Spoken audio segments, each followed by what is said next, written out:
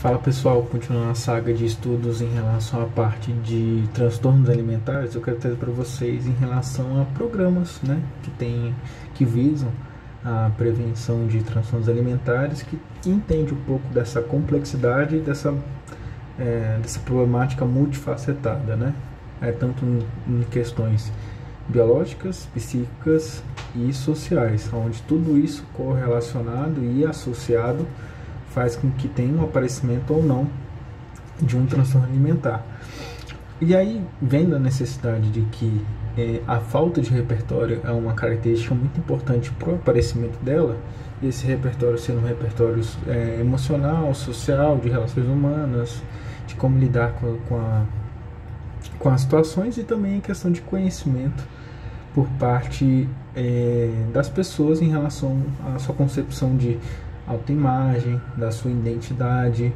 de o que seria uma alimentação boa para ela, o que não seria uma alimentação que não seria boa para ela, parte de atividade física. Então, esses conceitos também, trazendo mais, digamos, no campo biológico, características importantes para o não aparecimento ou desenvolvimento, digamos assim, de transtornos alimentares. E aí, vendo em relação aos artigos que são desenvolvidos com essa perspectiva, não só os artigos, os próprios programas, todo programa ele tem uma estrutura, né? Toda intervenção, se assim a gente pode dizer, né? Cada fase da nossa vida, né? Tem uma projeção de início, meio e fim. Ou seja, tem um pré-planejamento, começa as atividades de intervenção, no meio geralmente tem uma avaliação de como é que está o rumo da atividade para ter um ajuste e assim seguir até o final que foi o planejado, e o fim para avaliar se realmente essa atividade foi válida. E ali, dentro desses artigos, é muito válido em relação à questão da proposta que é feita, né? Atividades onde tem um cunho de, por exemplo, ensinar conhecimentos nutricionais, estimular as pessoas, todas essas características que visam a intervenção, sendo, né, naquela situação, alguma fraqueza daquele público, né, intrínseca, né, uma fraqueza, o que eu quero dizer, uma falta de conhecimento daquele público, falta de aplicação, falta de experiência, falta de repertório, e que ali a gente vê interessante uma intervenção para subir esse parâmetro naquele grupo. Entretanto, como é início, meio e fim, acontece que um reforçador, se a gente pensar na área de comportamento, um reforçador muito claro ali, dentro desse contexto, tem pessoas externas, né? Que são os pesquisadores, que são os professores, que são essas pessoas que estimulam a terem esses comportamentos e são reforçados por esses profissionais que chegam para fazer essas intervenções. A gente pode ver muito nutricionistas, né, profissionais de saúde que fazem acompanhamento, né, mais próximo com o paciente, por exemplo, o paciente todo mês indo lá, e no momento que o paciente perde um pouco dessa continuidade de tratamento, acaba que todo esse comportamento que foi criado, essas atitudes novas que foram criadas, elas não são reforçadas por ninguém. E aí acaba que perde, né, aquele hábito, aquele padrão criado, mas porque estava muito condicionado ao profissional que estava acompanhando aquele grupo, né, e aquele paciente nesse caso. E no caso dos grupos, acontece de uma forma semelhante. Então o pessoal vai lá, faz a intervenção, o pessoal por muitas das vezes, né, se a intervenção for bem conduzida, ele se engaja, faz as atividades, entende o porquê, entende a necessidade, melhora os parâmetros que foram utilizados, por exemplo, questionários para avaliar em relação àquilo que está sendo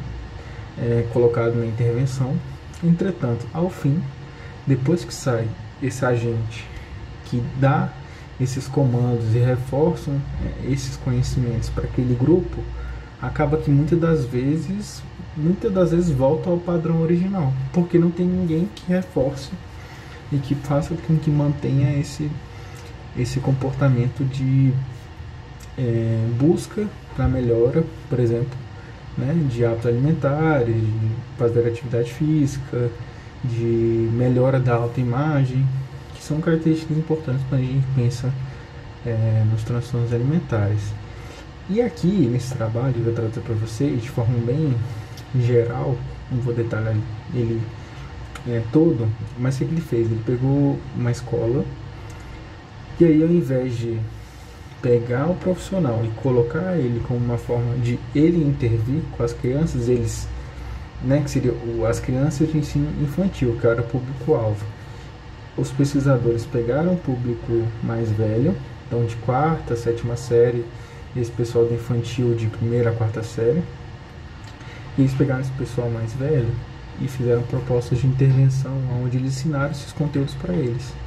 E aí esse público mais velho, eles ensinaram para o público mais jovem esses conhecimentos que foram passados pelo grupo de intervenção. Nisso, criou um sistema de retroalimentação, onde faz com que os alunos do ensino superior ou ensino fundamental ensinassem para esse ensino. E aí nisso criou um sistema de retroalimentação entre os próprios alunos, onde os alunos reforçavam eles mesmos de manter aqueles hábitos. E aí é interessante porque no momento que você ensina, também é uma forma também mais clara de a gente ver a consolidação daquele conhecimento, que de fato você está aplicando e traduzindo na sua linguagem. E isso também fica mais fácil para as crianças do ensino fundamental ou infantil de compreender aquele conhecimento que foi dado pelos alunos de ensino, né, os alunos mais velhos. E ali teve resultados muito bons, onde a gente consegue ver que mesmo com a saída dos pesquisadores, houve ainda uma melhora, por exemplo, dos alunos mais velhos, a questão de um ganho-peso mais rápido, teve um decréscimo em relação a isso, e dos alunos mais novos de ter esse conhecimento de autoimagem, de alimentação mais adequada, de estímulo à atividade física, que foi, digamos, os 3 pilares do artigo, né, da intervenção. E aí nisso a gente cria um sistema mais coerente, né, onde mesmo com a saída dos pesquisadores, o ambiente onde está inserido, ele criou uma cultura em relação à parte dos hábitos e de transtornos alimentares que são importantes para esse conhecimento ao longo da vida da criança. Beleza? É isso.